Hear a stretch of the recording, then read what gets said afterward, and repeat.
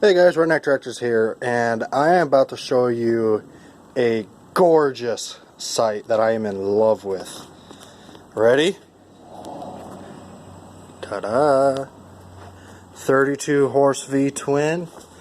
Sits perfectly in the roper. The only thing I had to do is I had to notch it here and here to clear the engine. So what I'm going to do is I'm going to get some sheet metal and I'm going to fill that gap, probably bend this in and fill that in.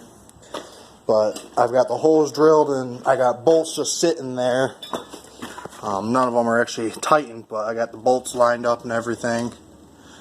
But she is a gorgeous sight indeed.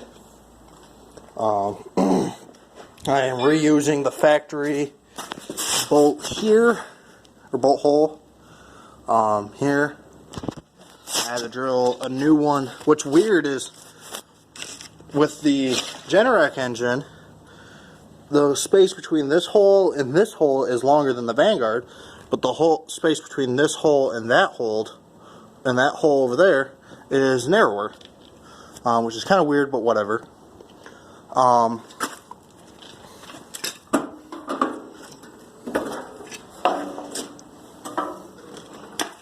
I didn't have to do any trimming up here.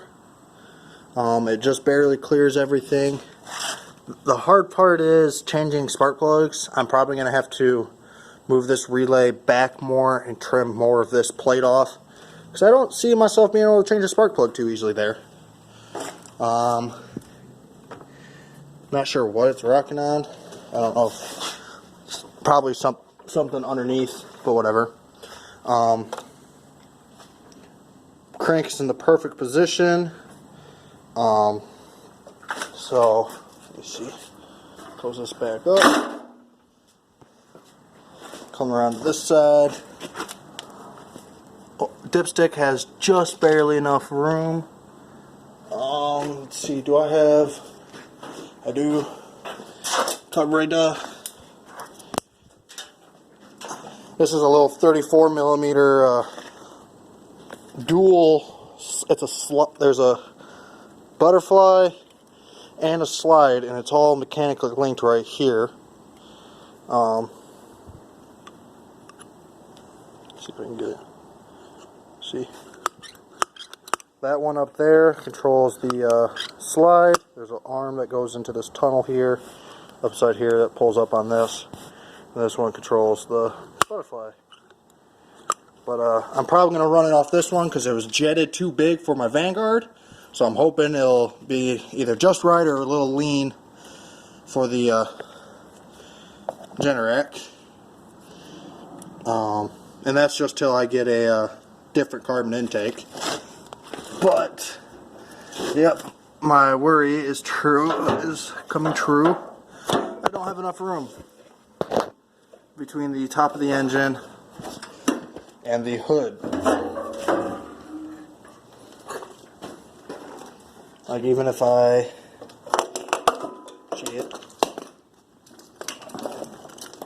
drop this in. Sorry guys for the terrible camera work. But even if I drop it in right there, put this back on.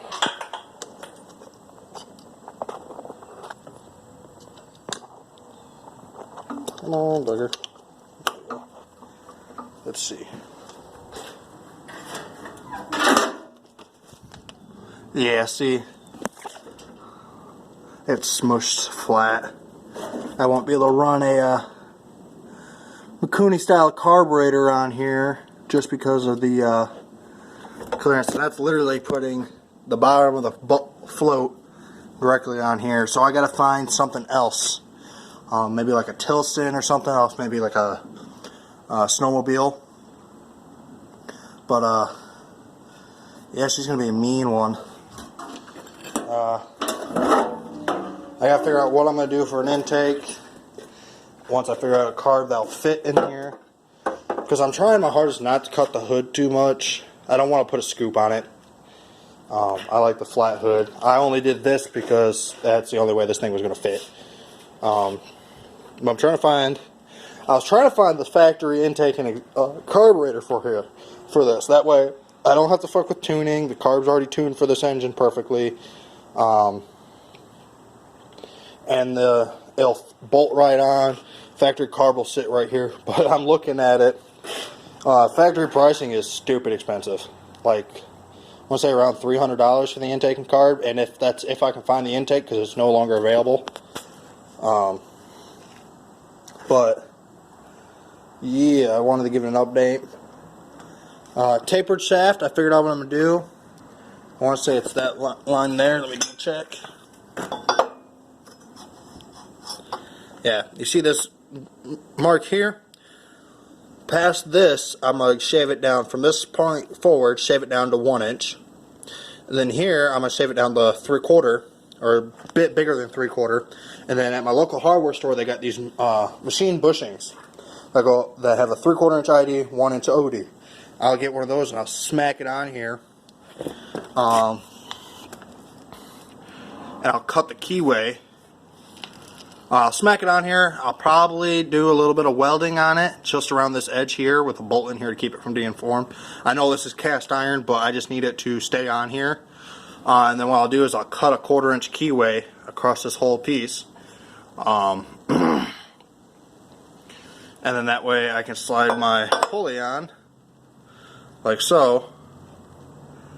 And I'll have a long key. This is what the plan is. That way it's all shared across this entire shaft. But that's how I figured out that, because crankshaft for this is about $150 to like $300 depending on what crankshaft I buy. And no matter what crankshaft I buy, I'll have to get new pulleys, because the cheapest crankshaft I found that's supposed to work is 1.1/8, and then one of the most expensive ones that I'm 99% sure will work is 1.7/16. If you guys watch Doc Sprocket on YouTube, you'll know that about 3 years ago he picked up a 40-horse Subaru engine. From what I can tell, I think Subaru outsourced it to Generac, because everything I can tell is the same.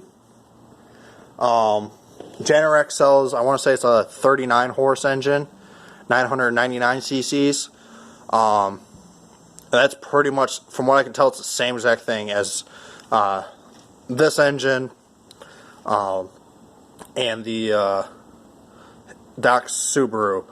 And then if you know, in his video, it had an 1.7/16 crankshaft. So my 1-inch bore pulleys aren't going to work. So I got to figure something out. But I just wanted to give you guys a video update. I've been working, trying to figure out how I'm going to do this. I've been trying to find it, because this is a propane intake. I'm trying to find the gasoline intake and gas carb, because this didn't even have a carburetor on it. It just had butterflies in the air box, and then hoses going in that just dump propane in, and that butterfly controlled air.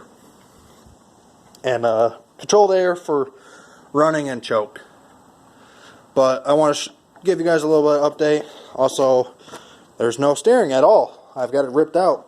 And that is because I've been working on putting that in. I decided I want to put the engine in, that way I can know, like, probably it's going to end up in this space here, which means I'm going to have to cut a notch out of here, cut a notch out of here. So I've been trying to, I realized, you know, I need to put the engine in, figure out where I can put the steering box. That way, I don't get the steering box all mounted up and everything and realize, fuck, my engine don't fit. But this is a really nice steering box. It's out of a John Deere 240, but 260s. Anything that looks the same thing as the John Deere 240, 260s should have the same exact gearbox, same front axle. For the front axle, all I had to do was drill out the pivot pin from 5/8 to 1 inch, because this pivot pin's a fucking big ass 1 inch bar. And then I got two thick washers and then one of these machine washers from my local hardware store. These ones cost me $65. The big ones cost me $95. But I got those. I got two of the big ones and then that one of these thin ones in there. Take up the gap.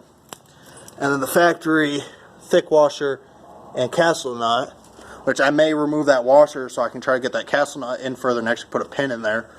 But that took up all the play. This is a really tight front end. It's actually about 2 inches wider than the stock front end, which is nice.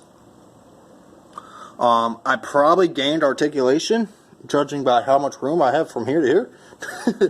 I haven't checked it yet. I'll probably check it after this video. Or actually, let me see. Let me put you down, prop it up, so you can see. Hopefully you can see what I'm doing. Let's see. Alright. I've got one of those 1/2-inch bits from Harbor Freight, cut down to basically a big flathead.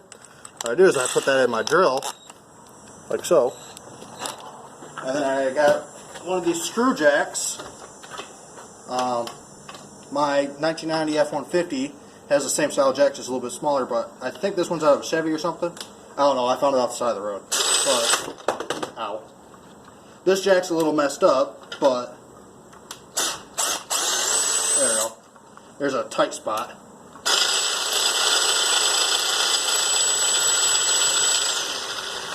But a lot quicker than doing it by hand, like you're supposed to. But let's see how much how much articulation this thing has.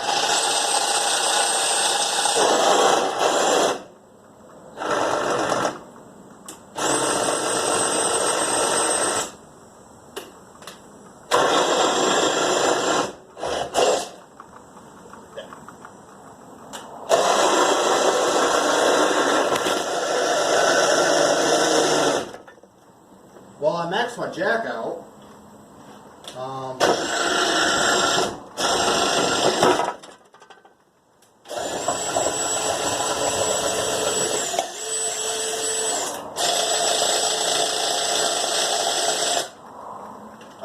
I literally maxed the jack out and I still had more room.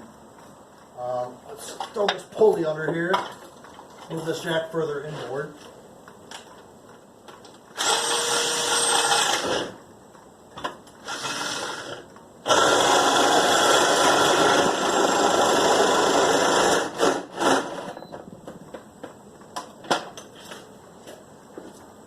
Well, holy shit, guys.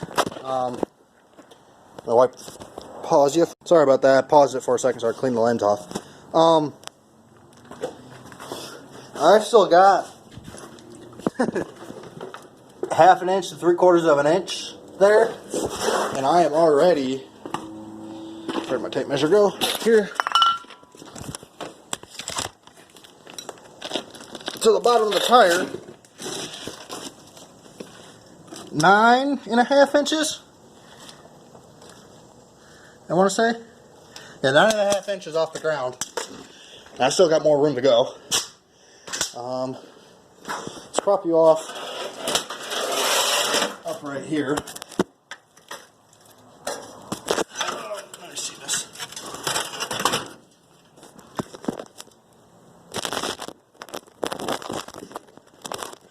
All right. It's not more shit to stack on.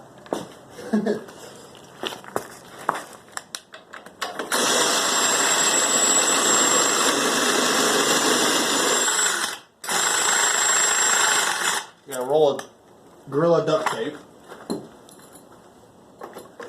Hopefully that works.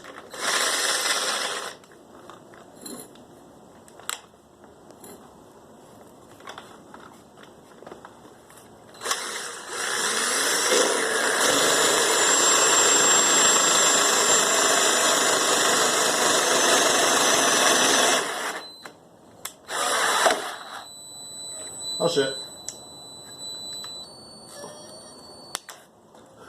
The drill twisted and trigger got stuck open.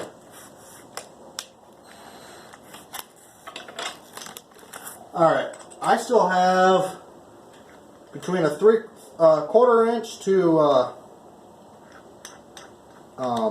3/8 of an inch gap here. And I am massively off the ground.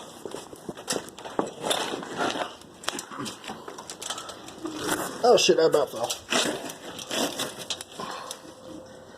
I am now at least a foot of articulation. Shit.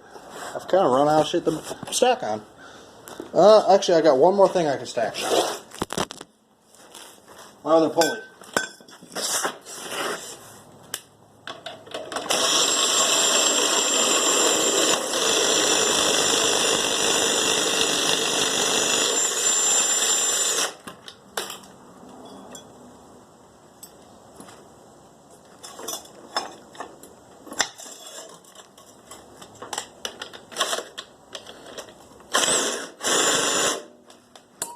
Give it some lube so it'll stop, hopefully stop tightening up.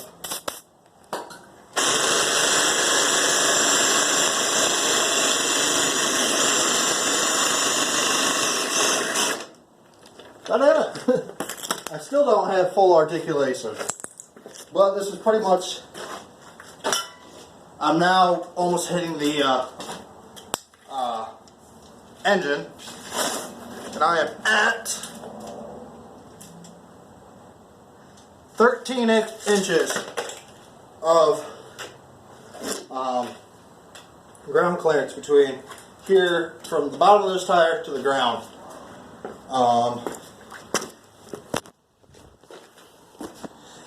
And all just by swapping front axles. I didn't change, that's factory axle bracket, just drilled out for a bigger pin. As you can see, damn near getting real close to that engine. Thankfully these rims don't have any too much play in them. They're pretty tight. Also bearing rims, which are nice. But holy shit. That's gonna be crazy. I might have to put a limiter in it so I don't tear up my engine. Because if I turn, I can't, that's all I can turn. Which ain't nothing. I can turn. So it's so articulated it actually hits my hook for my winch. Let me turn this on. Let me see. Yeah, I hit my bumper. That's how articulated this damn thing gets. Is it actually hits the bumper. I've never had that issue before on any tractor I've never had that issue before on any tractor I've built, but I've had this much articulation